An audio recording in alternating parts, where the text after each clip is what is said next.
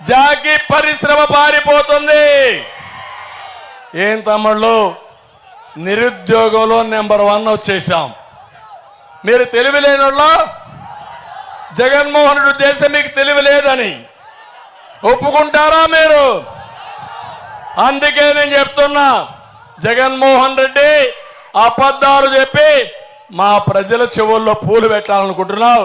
ప్రతి ఒక్కరూ ఒక పూ తీసి జగన్మోహన్ రెడ్డి చెవిలో పెట్టి శాశ్వతంగా రాజకీయానికి విరామం ఇవ్వాలి. తిరుపతి మన పిల్లలు ఎక్కడికి పోకర్లా. ఐఐటి తీసుకొచ్చా, ఐజర్ తీసుకొచ్చా, ఇంకో పక్క పెద్ద ఎత్తున ఐఐటిటి తీసుకొచ్చా. ఇవన్నీ వస్తే సూళూరుపేట నుంచి కూడా చెన్నైకి పోకుండా నేరుగా తిరుపతికి వెళ్ళి ఈ నియోజకవర్గంలో అందరికీ వస్తువులు రావాలని చేశాను. ఇలాంటి ఓట్రుండు కాదు, అనేక పనులు నేను చేశాను. ఇప్పుడు ఏం చేస్తున్నాడు ఈ జగన్మోహన్ రెడ్డి అంటే, ఎర్ర చందనం స్మగ్లింగ్ చేసేవాడికి ఎమ్మెల్యే సీటు, దోపిడీ చేసేవాడికి ఎంపీ సీటు, లూటీ చేసేవాడికి గుర్తింపించే పరిస్థితికి వచ్చాడు. అందుకే నేను మిమ్మల్ని అందరినీ గుర్తుపెట్టుకోమని కోరుతున్నా. ఉద్యోగాల కోసం నేను ఆలోచించా, ఇష్టానుసారంగా చేశాడు. నిన్న ఒక మాట అన్నాడు, యువత మీరు గుర్తుపెట్టుకోండి.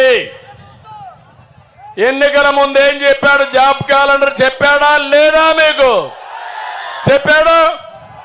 ఇచ్చాడా? మెగా డిఎస్సి చెప్పాడా?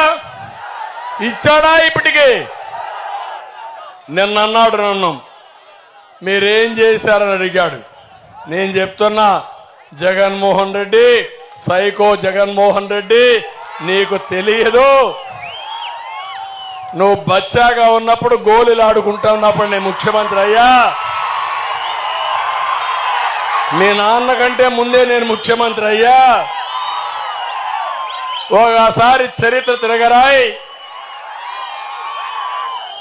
సమైక్య ఆంధ్రప్రదేశ్లో కానీ ఈ రాష్ట్రంలో కానీ ఏదైనా అభివృద్ధి అయిందంటే అది తెలుగుదేశం హయాంలో అవునా కాదా అని మిమ్మల్ని అడుగుతున్నా.